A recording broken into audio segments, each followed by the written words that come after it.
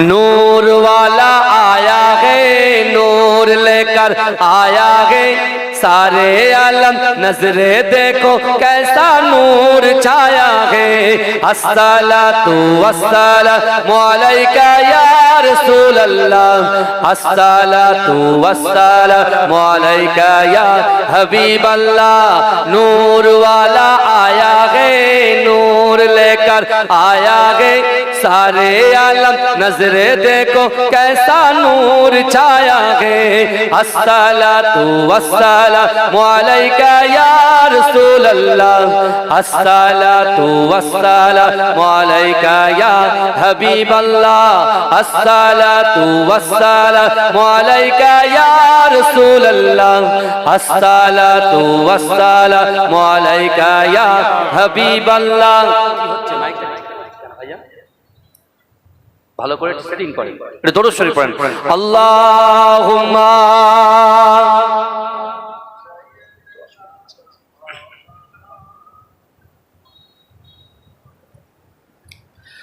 জিকির করেন লা ইলাহা ইল্লাল্লাহ, জোরে জোরে লা ইলাহা।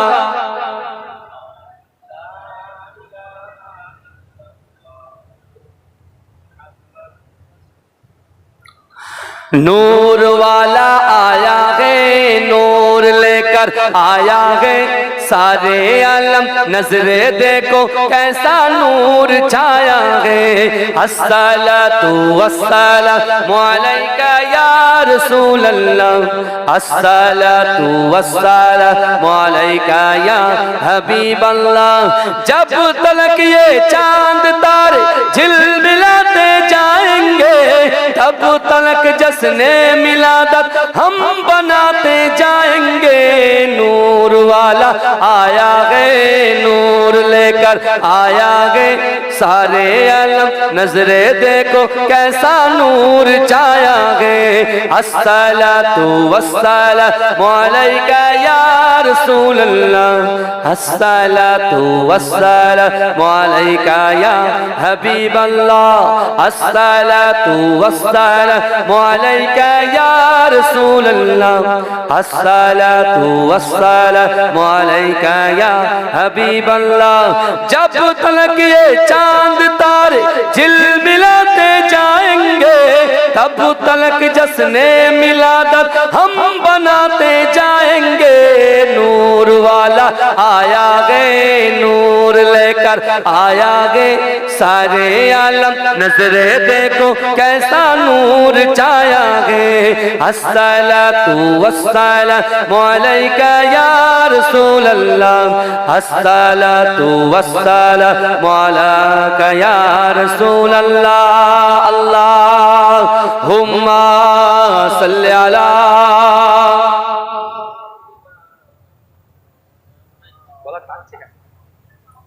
আপ ডাউনটা হচ্ছে ডিনারটা চালাও, কেন আমার গলাটা নষ্ট করছো?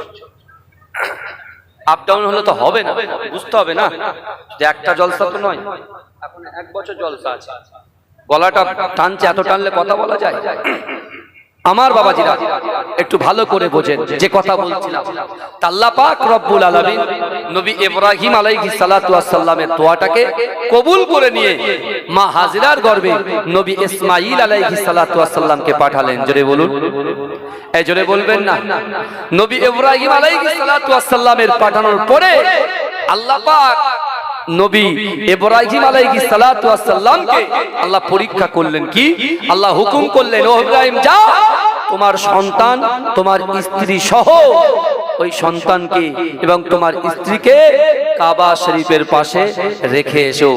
যেখানে জনশূন্য এলাকা, কোনো পানির ব্যবস্থা নাই, কিছুই নাই, ওই জায়গায় আমি আল্লাহর হুকুম, তুমি রেখে এসো। নবী ইব্রাহিম আলাইহিস সালাতু ওয়াস সালাম মা হাজেরা সন্তান সহ কিছু পানি, কিছু খেজুর নিয়ে কাবা শরীফের পাশে রেখে আসলেন। হে যুবকেরা, বিশ্বাস করো আম্মা জান হাজরাত একবার নবী ইব্রাহিমকে বললেন, ও আমার স্বামী, আপনি বলুন এই জনশূন্য এলাকায় যেখানে কোনো পানির ব্যবস্থা নাই, কোনো জনবসতি নাই, এই জায়গায় যে আপনি রেখে যাচ্ছেন, আপনি নিজের ইচ্ছায় রেখে যাচ্ছেন?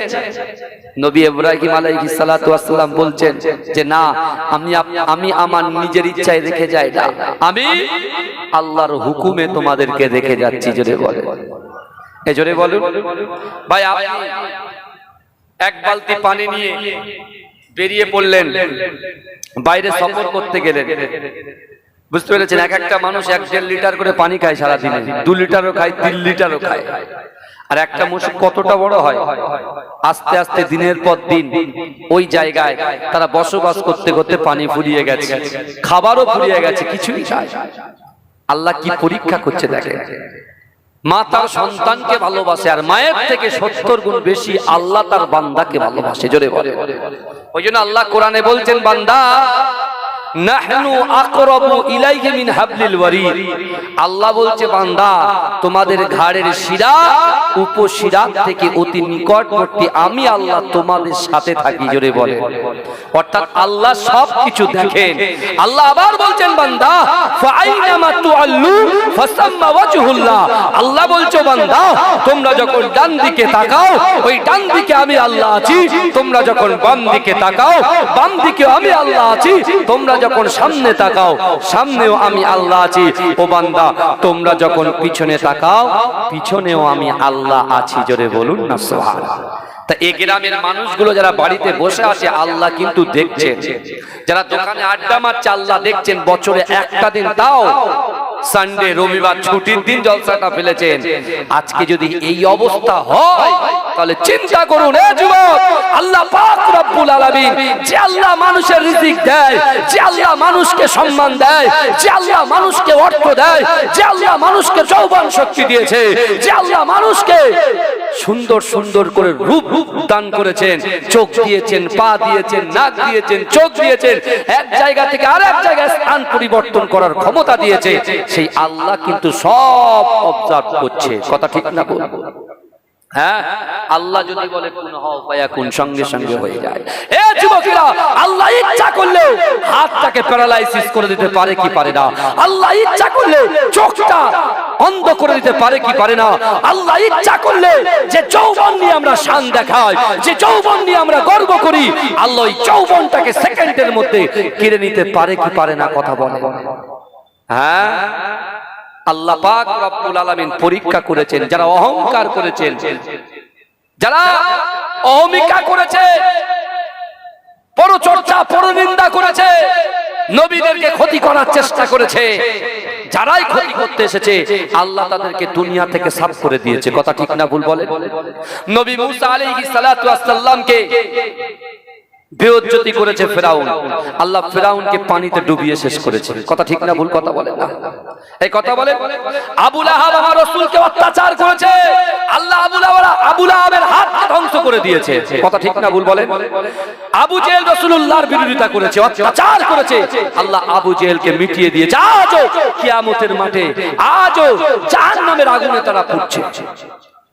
আল্লাহ পাক সেই বিশ্ব নেতা, জগৎ নেতা, হায়াতুন নবী, নূর নবী, নূর মিন নূরিল্লাহ, নূরুল আলা নূর, নূরে মুজাসসাম, সরকার দো আলম, হাবিবে লবিবে তাবিব জনাবে মুহাম্মদ মুস্তাফা সাল্লাল্লাহু আলাইহি ওয়াসাল্লাম কে আমার আল্লাহ পাক রব্বুল আলামিন কত ইজ্জত, কত শান দিয়েছে।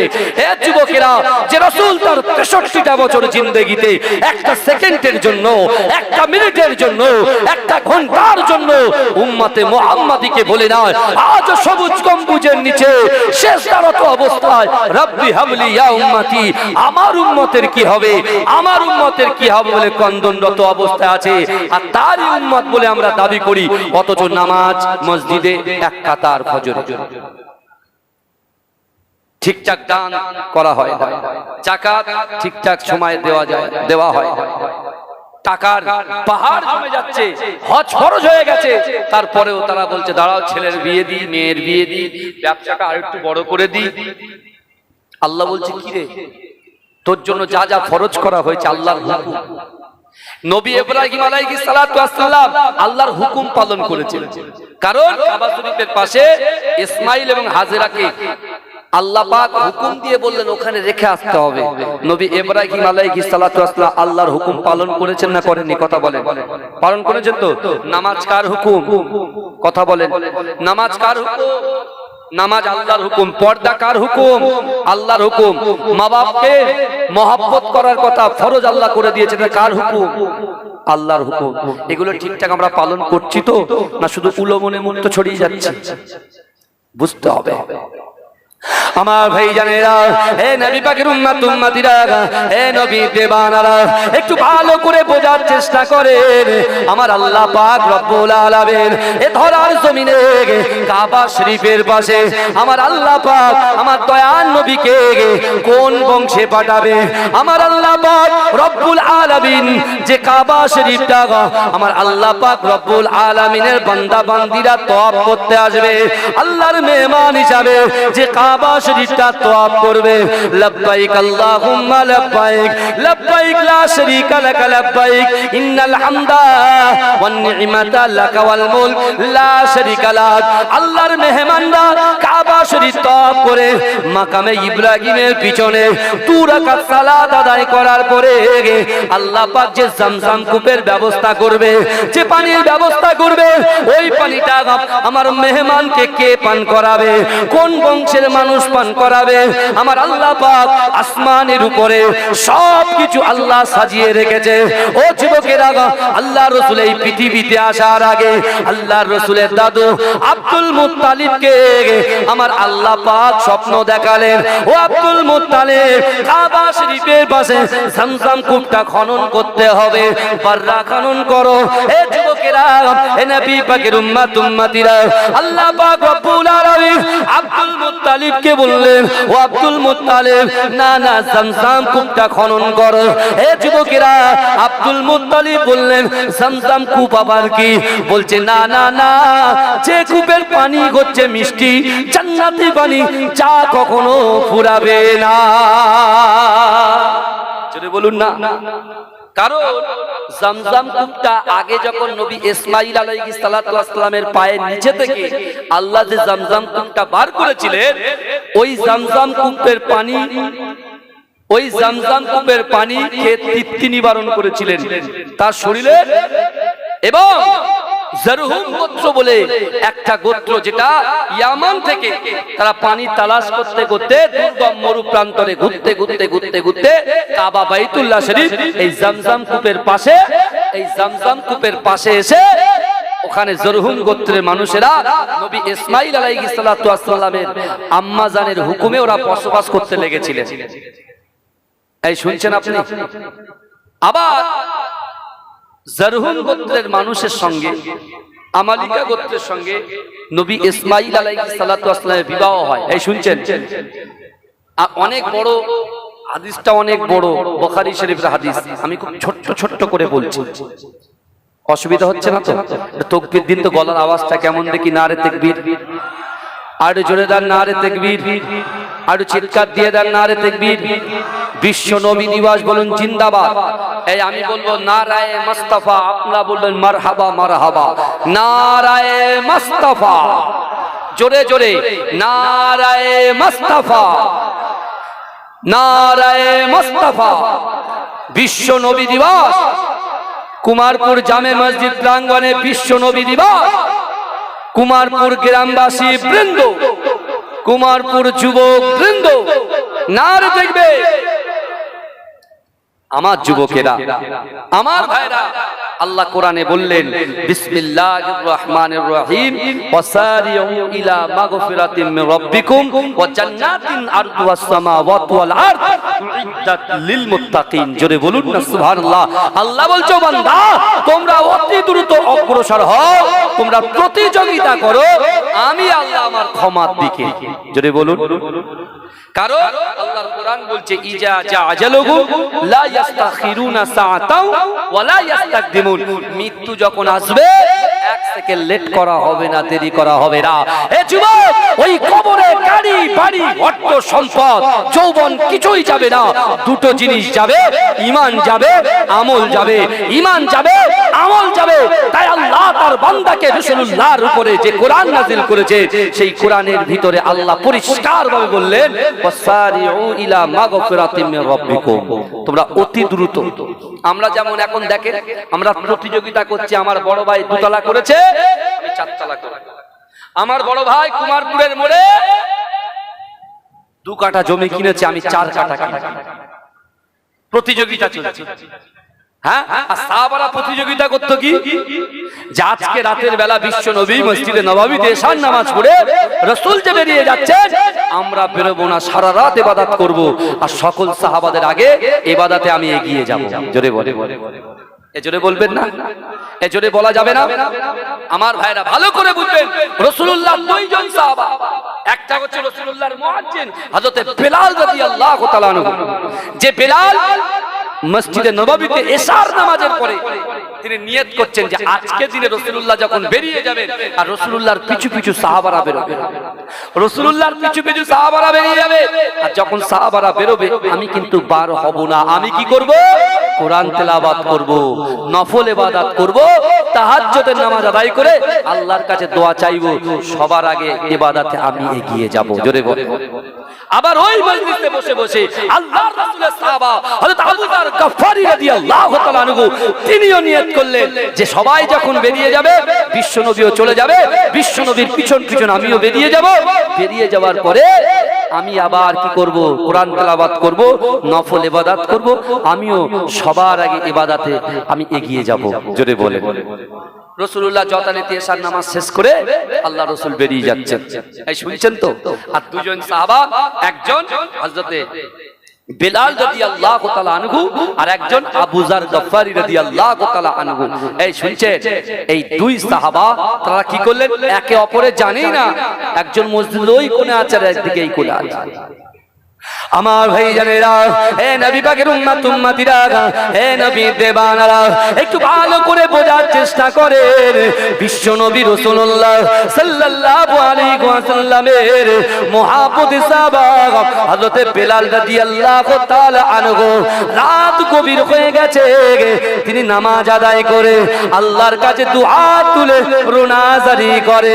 কিন্তু যুবকেরা কিছুক্ষণ পরে দেখতে পায়, না না না, তার কর্ণগহরে মসজিদে নববী শরীফের একটা কোণায় থেকে কার যেন কান্নার আওয়াজ তার কানের মধ্যে আসে। ও যুবকেরা, হে নবী পাকের উম্মত উম্মতিরা, হযরত বেলাল রাদিয়াল্লাহু তাআলা আনহু মনে মনে চিন্তা করে, না না না, আজ হয়তো যে ব্যক্তিটা কাঁদে, তার ইবাদতের থেকে আমার ইবাদত সবার এগিয়ে যাবে না। হে যুবকেরা, তিনি চিন্তা করলেন, না না না, এই মসজিদে নববী শরীফে একমাত্র আমি বেলাল শুধু একা নয়, নিশ্চয়ই কেউ আছে। হে যুবকেরা, তিনি কি করলেন? আস্তে আস্তে মাসাল্লা ছেড়ে সামনের দিকে এগিয়ে গিয়ে দেখছেন, না না না, যিনি কন্দনরত অবস্থায় আছে আল্লাহ রাসূলের মুহাব্বতে সাহাবা হযরত আবু যর গফফারী। জোরে বলুন না। কেমন প্রতিযোগিতা করছে দেখেন। আমরা লড়াইয়ের প্রতিযোগিতা করি, এ বলছে আমার পার্টিতে লোক আসুক, ও বলছে আমার পার্টিতে লোক আসুক, আর আমার রাসূল বলছেন তোরা নামাজ পার্টিতে আয়। কিয়ামতে যদি আমি রাসূলুল্লাহর শাফাআত পেতে চাও, আমি রাসূলুল্লাহ সুপারিশ যদি তোমরা পেতে চাও, আমি রাসূল যেটা নিষেধ করেছি তার ধারে পাশে তোমরা যেও না, আর যেটা আদেশ করেছি শরীরে এক বিন্দু শক্তি থাকা পরেও তোমরা সেই জিনিসগুলো পঙ্খানুপুঙ্খ ভাবে আদায় করো। জোরে বলুন।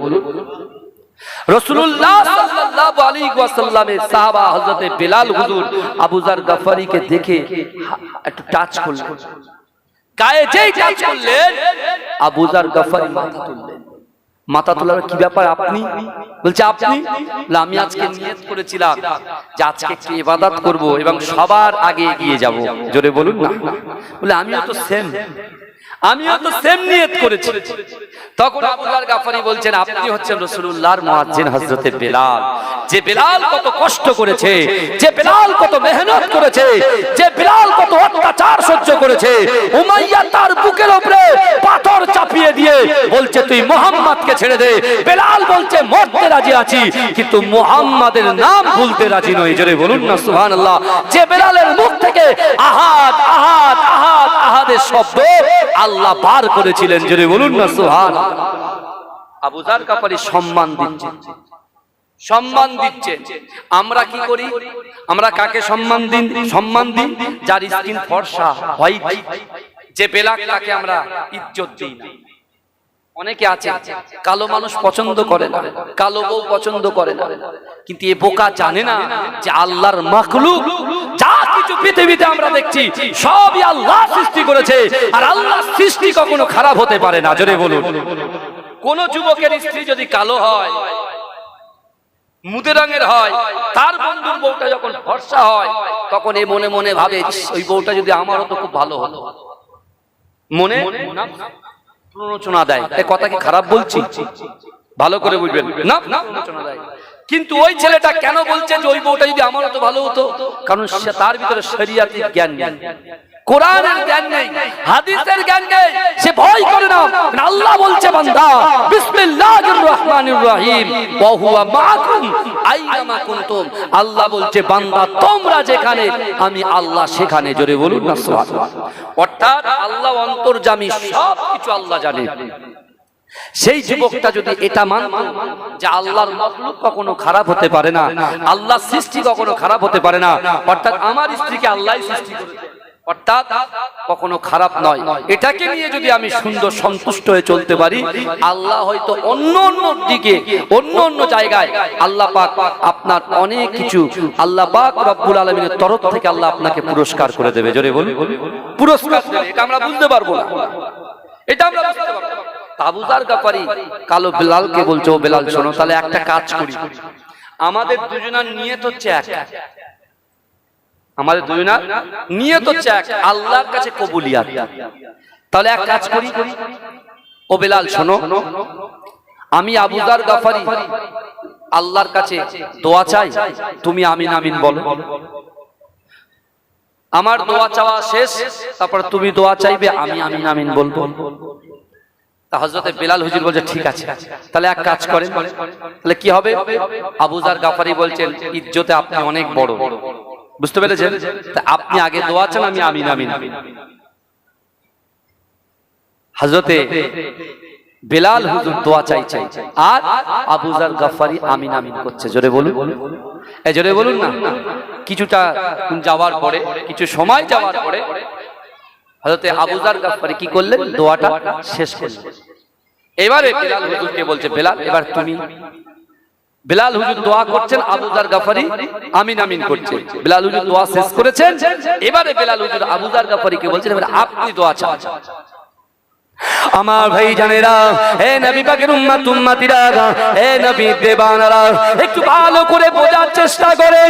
বিশ্ব নবী রাসূলুল্লাহ সাল্লাল্লাহু আলাইহি ওয়াসাল্লামের মুহাব্বতে সাহাবারা আল্লাহর রাসূলের মুখে আল্লাহর কোরআনের এই আয়াত শুনে তারা যখন মসজিদে নববী শরীফের ভিতরে আল্লাহ পাক রব্বুল আলামিনের আয়াত শুনে প্রতিযোগিতা করছেন, হযরতে বেলাল রাদিয়াল্লাহু তাআলা আনহু দোয়া শেষ করার পরে হযরত আবু যার গাফারি দোয়া চাইতে শুরু করলেন।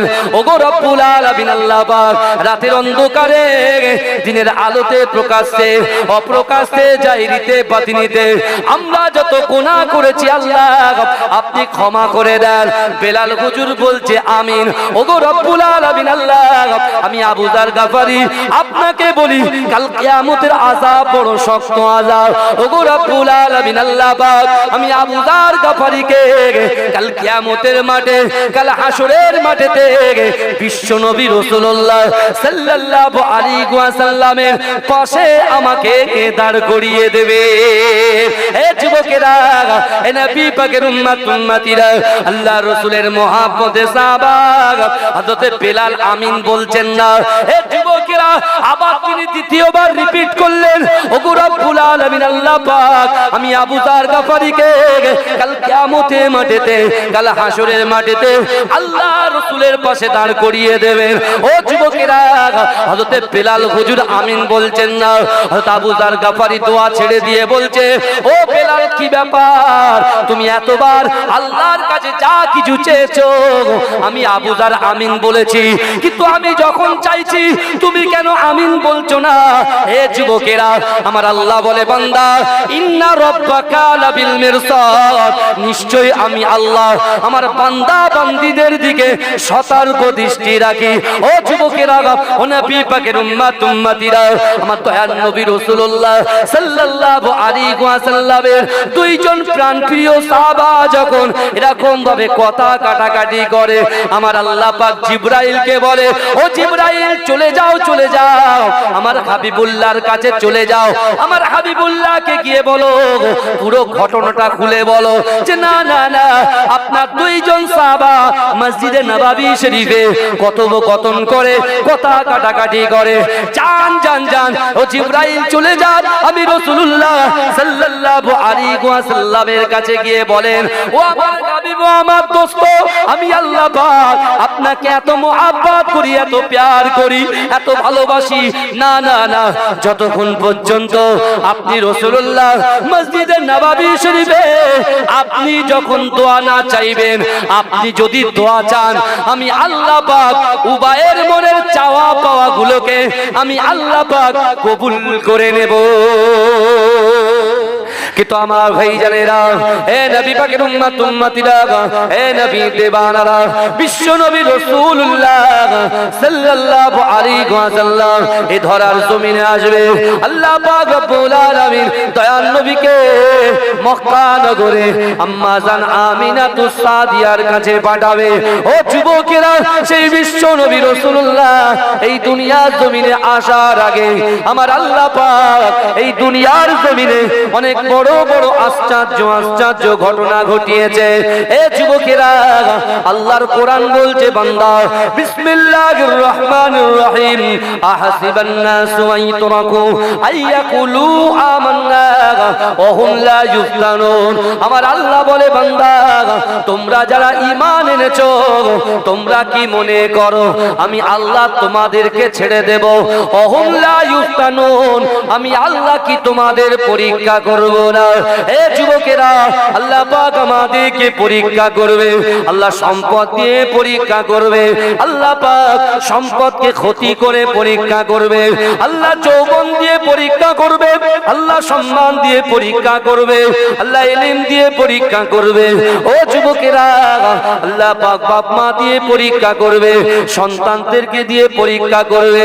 বিশ্ব নবী রাসূলুল্লাহ মসজিদে নববী শরীফে সাহাবাদের নিয়ে যখন এই কোরআনের তাফসীর করে, একজন সাহাবা দাঁড়িয়ে গিয়ে আল্লাহ রাসূলকে বলতে লেগেছে, ইয়া রাসূলুল্লাহ, ইয়া হাবিবাল্লাহ, হুজুর আপনি বলেন বলেন।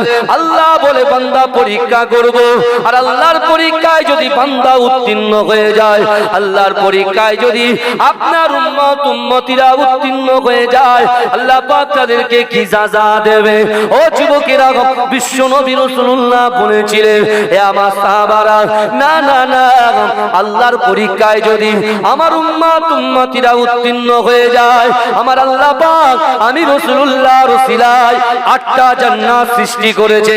ওই 8টা জান্নাতের ভিতরে সবথেকে বড় জান্নাত জান্নাতুল ফিরদাউসটা আমার আল্লাহ পাক আমার উম্মতিদের আমলনামায় লিপিবদ্ধ করে দেবে।